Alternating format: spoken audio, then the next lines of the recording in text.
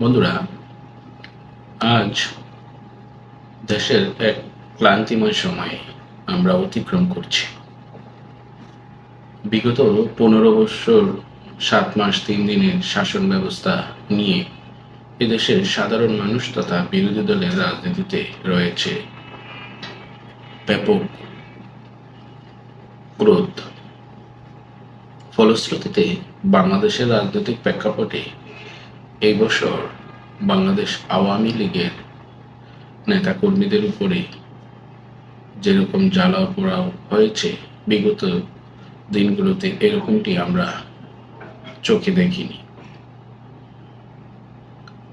maximum নেতাকর্মীরা এখন আত্মগোপনে আছে এবং অধিকাংশ নেতাকর্মীদের বাড়িঘর, ব্যবসা প্রতিষ্ঠান প্রায় পুড়ে ছাই